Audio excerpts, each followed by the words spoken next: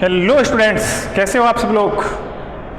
स्वागत करता हूँ आपको आपका एक नई क्लास में, जिसमें आज अपन पढ़ने वाले हैं एक चैप्टर है 12th क्लास का, जिसका नाम है सॉल्यूशन एंड कोलिगेटिव प्रॉपर्टी। इसमें मैं आज बेसिक टॉपिक के बारे में डिस्कशन करने वाला हूँ। इसका एक टॉपिक है राउल्ट्स लॉ। राउल्ट्स लॉ के बारे में आज अपन पढ़ने वाले हैं, तो बने रहिएगा क्लास में और सीखते रहिए। राउल्ट्स लॉ पर जाने से पहले आपको एक चीज़ का नॉलेज होनी जरूरी है, वो है वेपर प्रेशर। वेपर प्रेशर क्या होता है? वेपर प्रेशर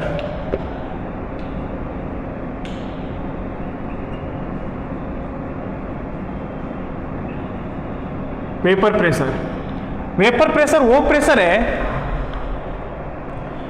जो इक्विलिब्रियम की कंडीशन में, जैसे एक क्लोज कंटेनर है और क्लोज कंटेनर के अंदर कोई लिक्विड है, इसको अपन हीट दे रहे हैं, देन क्या होगा? लिक्विड है जो इवोपरेट होगा और वेपर में कन्वर्ट हो जाएगा।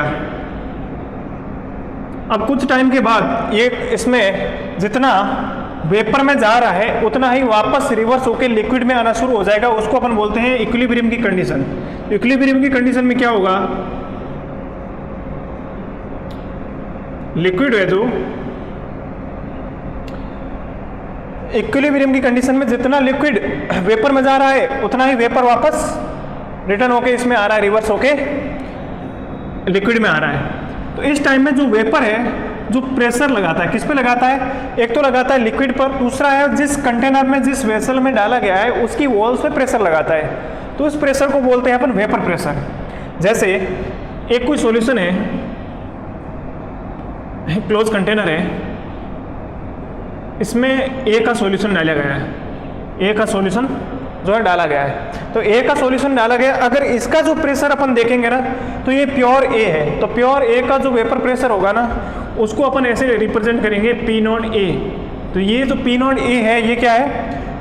Vapour pressure. किसका वेपर प्रेशर है? जो ए का लिक्विड, प्योर ए का लिक्विड, प्योर ए के लिक्विड का जो वेपर है वो ए पर और इसकी वेसल पे लगा रहा है। ऐसे ही कोई और सॉल्यूशन है, जैसे बी है, लिक्विड बी है। अब इसका जो प्रेशर होगा वो पी नॉट बी होगा, यानी कि प्योर फॉर्म में जिसका भी प्रेशर कंसिडर करेंगे अपन उसको नॉट के फॉर्म में कंसिडर करेंगे पी नॉट बी। अब आते हैं अपन राउल्ट के लॉ पे। राउल्ट का लॉ, ये बेसिक इंफॉर्मेशन आपको होनी चाहिए राउल्ट्स लॉ पढ़ने से पहले। अब राउल्ट्स के लॉ में दो केस बनते हैं। फर्स्ट केस पढ़ते हैं अपन, केस फर्स्ट है लिक्विड लिक्विड मिक्सर।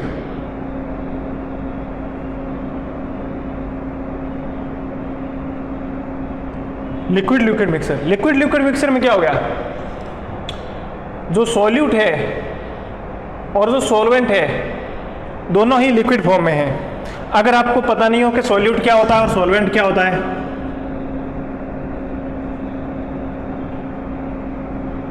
तो सॉल्यूट लीस्ट अमाउंट में प्रेजेंट होता है, जो सॉल्यूशन में प्रेजेंट इन लीस्ट अमाउंट,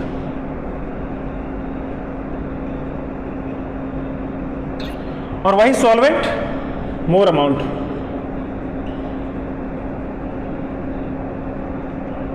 अब ये तो हो गया लिक्विड लिक्विड मिक्सर के बारे में। अब इसमें राउल्ट्स लॉ क्या कहता है? राउल्ट्स लॉ कहता है कि जब ये दो अलग अलग टाइप के सॉल्यूशन है उनका मिक्सर बनाया जाए,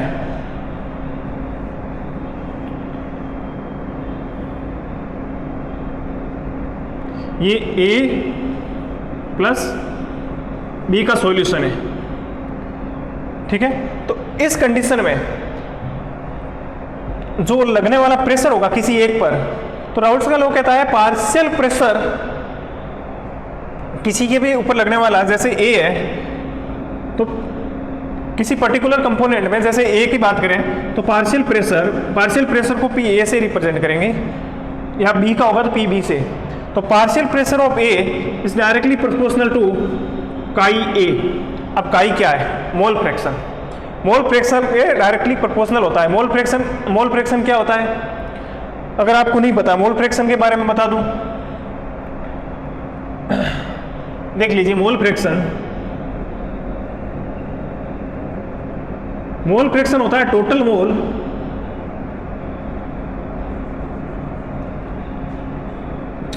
इंडिविजुअल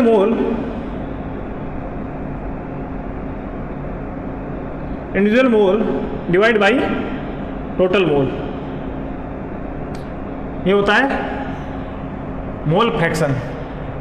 तो ए के मोल फ्रैक्शन के प्रोपोर्शनल होगा ए का पार्शियल प्रेशर। अब प्रोपोर्शनल का साइन हटाएंगे, देन ये आ जाएगा पी नॉट ए काई ए। अगर बी के पार्शियल प्रेशर की बात की जाए तो बी का पार्शियल प्रेशर होगा P B equal to P naught B chi B. मतलब ये भी यहीं से आया है कि partial pressure of B is directly proportional to chi B, mole fraction of B के डायरेक्टली प्रोपोर्शनल है। तो अब देखिए पी ए का आ गया, पी बी का आ गया, लेकिन अपने को निकालता है अगर सॉल्यूशन का, तो सॉल्यूशन का प्रेशर क्या होगा?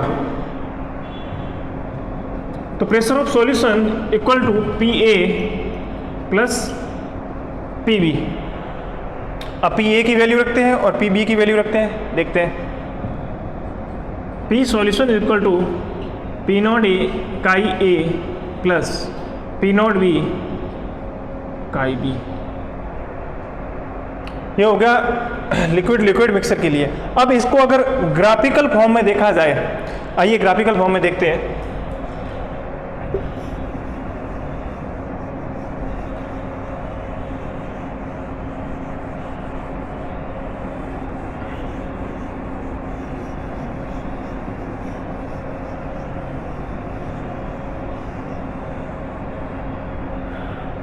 ग्राफिकल फॉर्म में इसका ग्राफ ऐसे बनेगा,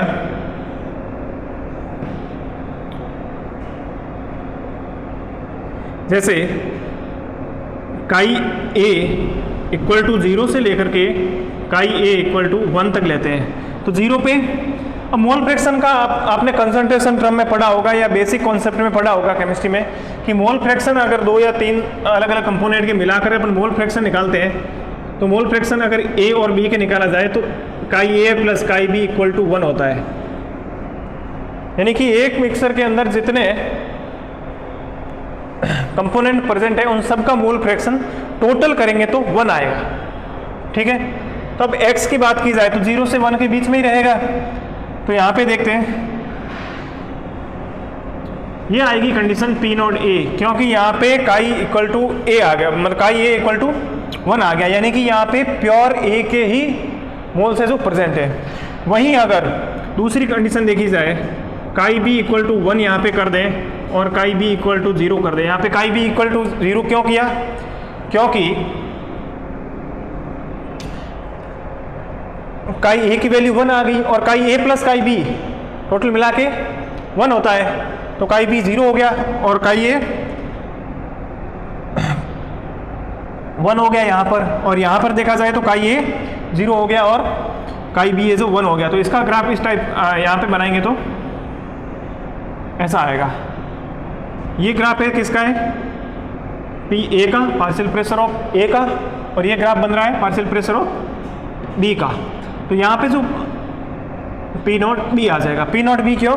कि यहाँ पर आते आते प्योर बी के जो है मोल प्रेजेंट है, ए का मोल फ्रैक्शन 0 हो गया। अब ये तो हो गया ए और बी का, लेकिन अपने को निकालना है सॉल्यूशन का। तो सॉल्यूशन का कैसे निकालेंगे? सॉल्यूशन का निकालने के लिए इन दोनों का सम करेंगे, P A plus P B. तो यहाँ से इन दोनों को अगर मिलाएंगे अपन, ये इसको बोलते हैं पी एस, यानी कि P solution equal to P A plus P B. ये हो गया इसका ग्राफिकल रिप्रेजेंटेशन। अब राउल्ट्स के लॉ के अकॉर्डिंग सॉल्यूशन को 2 पार्ट में बांटा गया है। कौन से 2 पार्ट? एक होता है जो राउल्ट्स के लॉ को फॉलो करते हैं और दूसरा होता है जो राउल्ट्स के लॉ को फॉलो नहीं करते हैं। अब राउल्ट्स के लॉ को फॉलो करने वाले आइडियल और राउल्ट्स के लॉ को फॉलो नहीं करने वाले नॉन आइडियल। तो देखते हैं।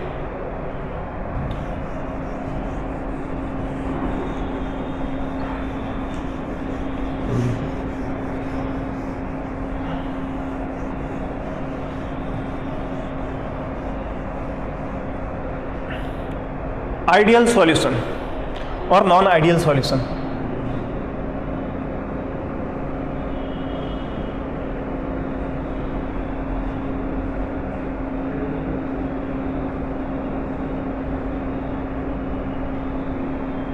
आइडियल सॉल्यूशन वो होते हैं जो राउल्ट्स के लॉ को ओबे करते हैं ऑन एनी कंसंट्रेशन, किसी भी कंसंट्रेशन पर वे राउल्ट्स के लॉ को फॉलो करते हैं।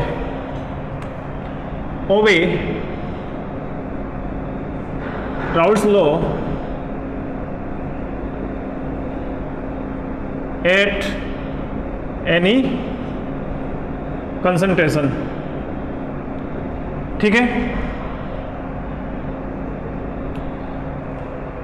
और जो नॉन आइडियल सॉल्यूशन होते हैं ये राउल्ट्स के लॉ को फॉलो नहीं करते, लेकिन इनमें भी दो टाइप के सॉल्यूशन आ जाते हैं।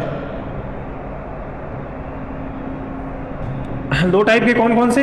एक होते हैं जो पॉजिटिव डेविएशन शो करते हैं और दूसरे होते हैं जो नेगेटिव डेविएशन शो करते हैं। अब वो पॉजिटिव और नेगेटिव डेविएशन ये क्या चीज़ आ गई, इसके बारे में भी देखेंगे अपन। अब आइडियल, इसके एग्जांपल अगर देखा जाए, आइडियल का ग्राफ है जो ऐसा ही बनेगा। तो आइडियल में क्या रहेगा, इंट्रामोलिकुलर फोर्स है ना, जो inter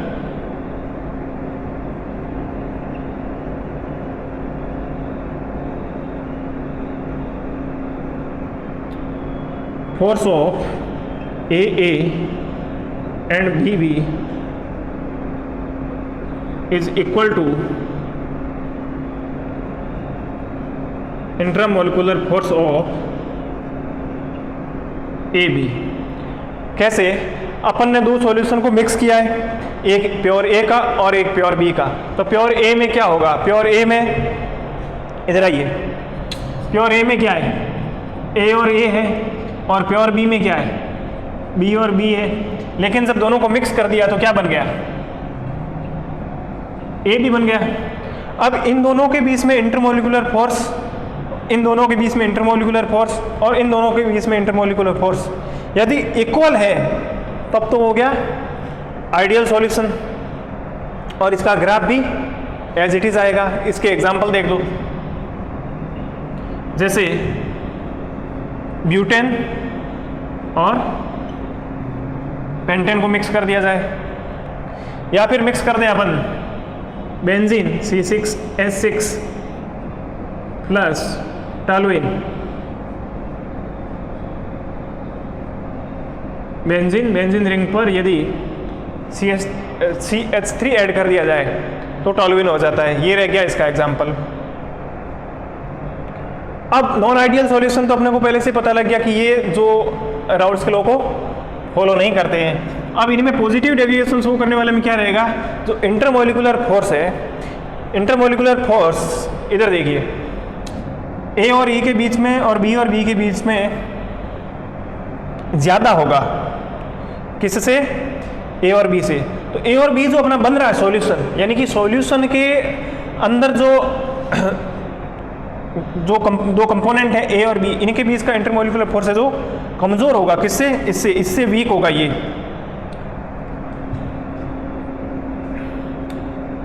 intermolecular force between AA and BB is greater than intermolecular force between A and B। तो ये फोर्स स्ट्रॉन्ग है और ये फोर्स वीक है। अगर फोर्स वीक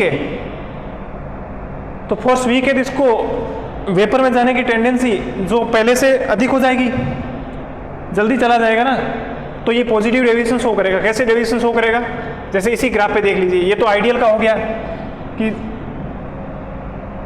या फिर मैं इसका ग्राफ इधर ही बनाऊंगा। पहले एग्जांपल एक दिन एग्जांपल देख लो, एथेनॉल C2H5OH प्लस H2O, ठीक है।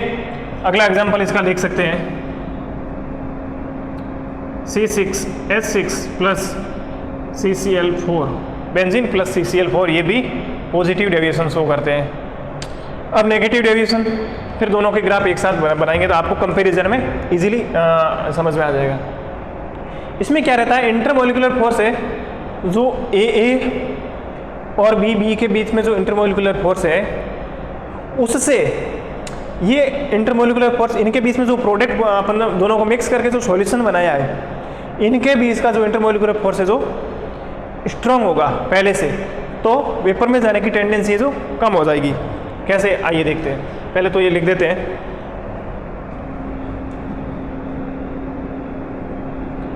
Intermolecular force between AA and BB is lesser than intermolecular force between A and B। ठीक है, इसके एग्जाम्पल देखो। एग्जाम्पल है क्लोरोफॉर्म CHCl3, इसको क्लोरोफॉर्म बोलते हैं, प्लस एसीटोन। एसीटोन का फॉर्मूला क्या होता है? एसीटोन का फॉर्मूला होता है CH3 C double bond O CH3, यानी कि कीटोन है जो उसके दोनों साइड CH3 ग्रुप लगे, उसको बोलते हैं एसीटोन। ठीक है, दूसरा एग्जांपल इसका देख लो, chloroform CHCl3 plus acetic acid CH3 COOH, ये हो गया। अब इसमें शो करते हैं पॉजिटिव डेविएशन और नेगेटिव डेविएशन।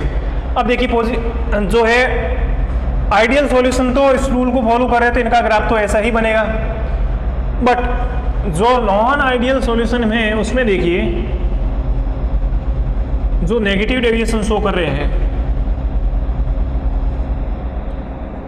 x काई A इक्वल टू 0 से काई A इक्वल टू 1 तक था, काई B इक्वल टू 1 है, काई B इक्वल टू 0 से, ये था P नॉट B और ये था P नॉट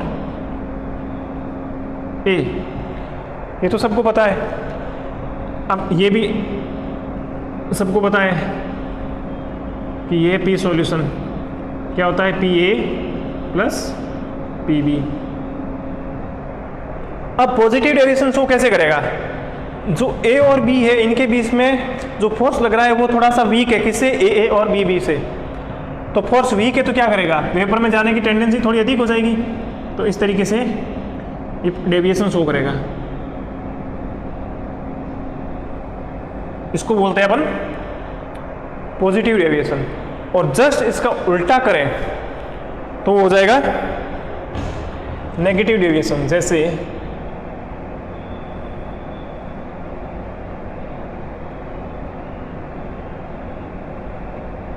अब ये चीज़ आपको ध्यान रखनी है कि पॉजिटिव और नेगेटिव डेविएशन शो क्यों कर रहे हैं, क्योंकि इनके बीच में इंटरमोलिकुलर फोर्स है, जो ए बी का इंटरमोलिकुलर फोर्स वीक है ए और बी के कंपेयर में, और उसमें जो ए और बी का फोर्स है वो थोड़ा सा स्ट्रॉन्ग है एज कंपेयर टू ए और बी।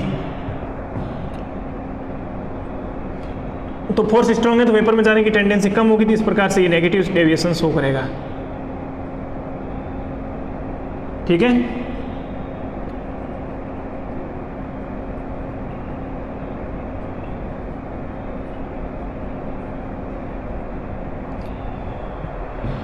ये हो गया पॉजिटिव डेविएशन और नेगेटिव डेविएशन के साथ साथ अपने इसके एग्जाम्पल भी देख लिए, और आइडियल सॉल्यूशन और नॉन आइडियल सॉल्यूशन में डिफरेंस भी देख लिया। अब अपने को क्या पढ़ना है? केस सेकंड, राउल्स के लॉ का केस सेकंड।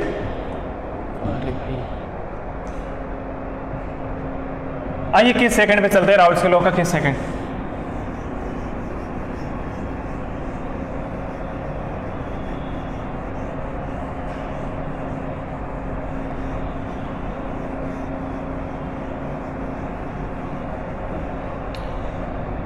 सेकंड केस क्या बताता है? सेकंड केस बताता है अपने को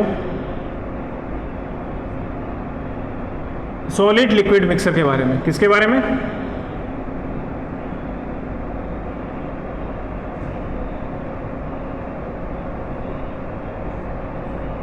सॉलिड लिक्विड मिक्सर के बारे में। सॉलिड है जो नॉन वॉलेटाइल है, ठीक है। तो इसमें सॉलिड है जो क्या हो गया? सॉल्यूट, और लिक्विड है जो सॉल्वेंट। सॉल्यूट है जो लीस्ट अमाउंट में होता है, और सॉल्वेंट है जो मोर अमाउंट में प्रेजेंट होता है सॉल्यूशन में, ठीक है। अब नॉन वॉलेटाइल अगर सॉल्यूट है तो नॉन वॉलेटाइल सॉल्यूट का मतलब क्या रह गया? जैसे अपन वो आइडियल सॉल्यूशन की P solution equal to P naught A chi A plus P naught B chi B, ये अपनी इक्वेशन थी। लेकिन जब ये नॉन वॉलेटाइल है, यानी कि वेपर में इसका कोई कंट्रीब्यूशन नहीं रहेगा। अगर वेपर में कंट्रीब्यूशन नहीं रहेगा तो इसको अपन क्या लिख सकते हैं? जीरो। देन क्या रह गया? P solution is equal to P naught A X A. अब देखिए मोल फ्रैक्शन के बारे में अभी अपन ने पढ़ा था कि X A plus X B equal to 1 होता है, यानी कि एक्स बी इसमें कुछ न कुछ है, लेकिन अपन ने तो इसको जीरो कर दिया था। अगर बी के अपने को मोल फ्रैक्शन कैलकुलेट करना है तो कैसे करेंगे?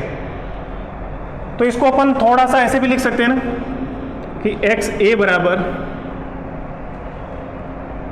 1 minus X B. X B को यहाँ पॉजिटिव है, इधर लेकर नेगेटिव हो गया, ऐसा लिखा जा सकता है। अब कहोगे हाँ, तो देखिए यहाँ पे लिखते हैं P solution equal to P naught A multiply 1 minus chi B. अब इसको मल्टीप्लाई करते हैं, P naught A minus P naught A chi B हो गया। अब देखिए मैं इसको यहाँ से नेगेटिव को इधर लेके आ रहा हूँ पॉजिटिव करने के लिए, ठीक है। तो P naught A chi A equal to P naught A, ये तो था ही। अब पी सॉल्यूशन का इधर है, इसको मैं इधर ले जाऊँ तो पॉजिटिव से नेगेटिव हो गया पी सॉल्यूशन। अब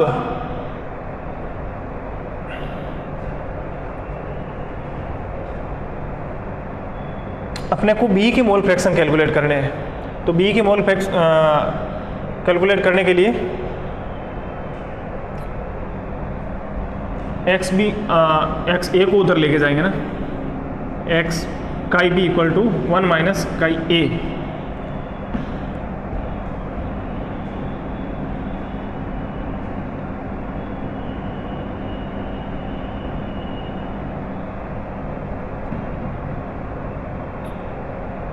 नहीं सही चल रहा था। देखिए बी के कैलकुलेट करने तो बी के फॉर्म में लिखेंगे, सही है। काई ए को ऐसे लिखा जा सकता है, सही चल रहा था, 1 माइनस काई बी, तो बी का फॉर्म इधर आ जाएगा P solution equal to P naught A 1 minus chi B, P solution equal to P naught A minus P naught A chi B. अब देखिए इधर को नेगेटिव को इधर लाऊंगा तो पॉजिटिव हो जाएगा, P naught A chi B equal to P naught A, इधर पॉजिटिव है तो इधर लेके जाऊंगा तो सॉल्यूशन। अब बी के मोल फ्रैक्शन कैलकुलेट करने हैं तो chi B equal to P naught A minus P S, यानी कि P solution divide by P naught A. ये हो गया बी के मोल फ्रैक्शन कैलकुलेट करने का। अब जैसे कोई क्वेश्चन ले लिया जाए,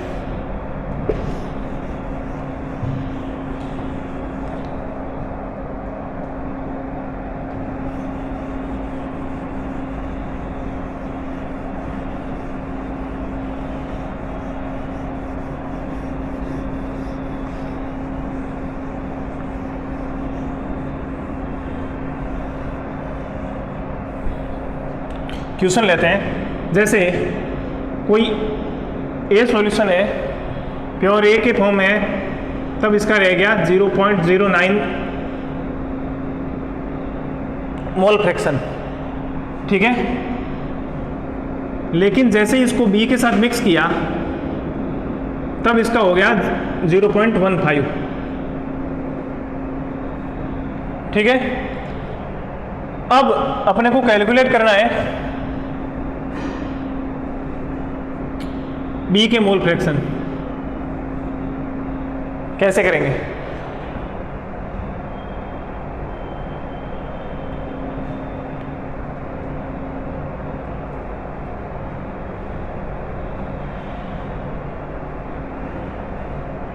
क्वेश्चन है पूरा।